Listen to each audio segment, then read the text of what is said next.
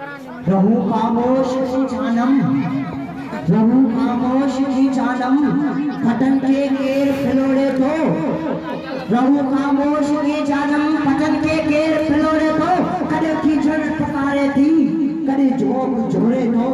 असा तारीख जेरन में, असा तारीख जेरन में, लुटायो दिल बनो आए, असा तारीख जेरन में, लुटायो दिल बनो आए, तड़ा बीजन असा ताई, असा में चल जोड़े महते वालिद अलकराम प्रिंसिपल साहिब उस्ताद कराम मीडिया जा दोस्तों मुझा हमसफर साथियों अस्सलाम वालेकुम जी सिंध जी लतीफ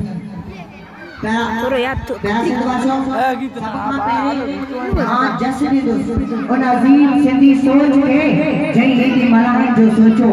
उन का बाद असा वडा खुश नसीब आयो जो असा जो जन्म इन सुहारी सरजमीन इन औलिया जी सरजमीन इन अमर जी सरजमीन इन मोहब्बत जी सरजमीन यानी सिंध में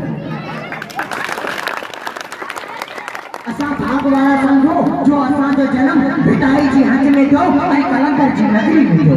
इते ए शायर फिरोल खूब फरमायो आ वतन सा वफाई वडी गाल आए वतन सा वफाई वडी गाल आए सिंध सा सच्चाई वडी गाल आए आवाज अमीर गालिब इकबाल भली हुजन आवाज अमीर गालिब इकबाल भली हुजन पर असा सिंधन जो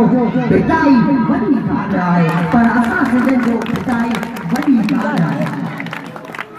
प्यारा साथियों मुझो गालाए ऐं तव्हां जो ॿुधण वध में वध 5 मिनट या 7 मिनट जो होंदो पहले छा बयान करे सघंदासीं हिन सुहारी सिंध जे बारे में हिन जे अज़ीम सिंधी ॿोली जे बारे में हिन जी अज़ीम सक़ाफ़त जे बारे में जंहिं लाइ आउं सम्झां थो सॼो साम्हूं रखजनि यकीन सां चवां थो हिन जे हिकु जमाले जे लफ़्ज़ जी तारीफ़ वॾी आहे ऐं घणी आहे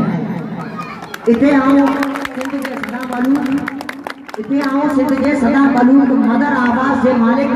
अरबाब अमीन जी इन्हनि सीटनि के साम्हूं रखंदुसि बकोल अमीन सिंधनी वार्तानी बात के भी करो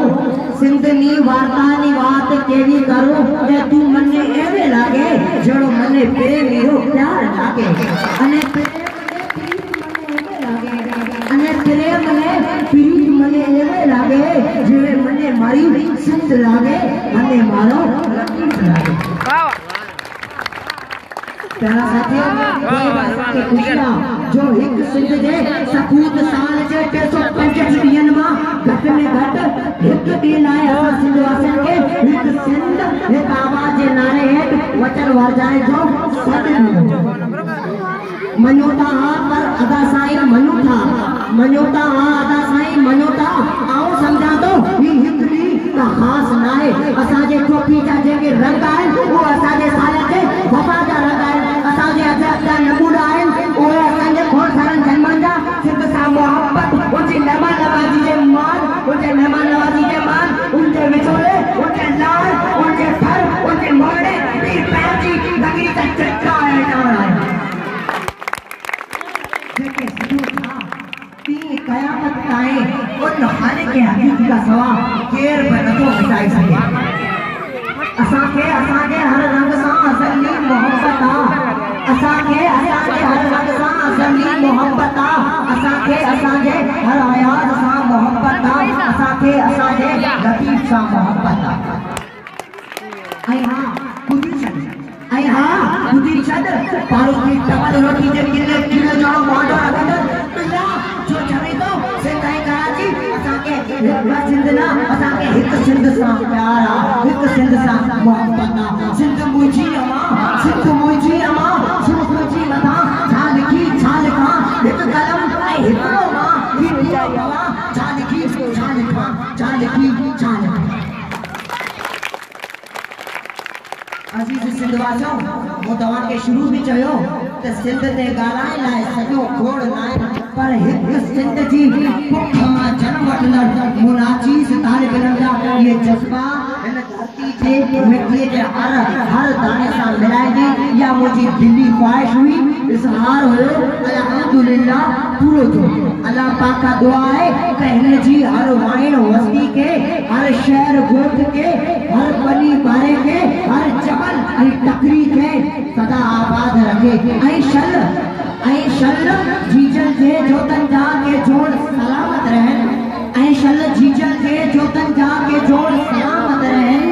ऐ कारो जे मोरन जा के मोड़ सलामत रहन के मोड़ आकर में आओ आयासी उन सजन सा प्रति जाय बाबू से जय वंका साजी तत तपे जय वंका साजी तत तपे साथ तपे आवाज जपे कई भक्त भले को अंत तपे जो आयो आ सो गायो आ प्यारा जो आयो आ सो गायो आ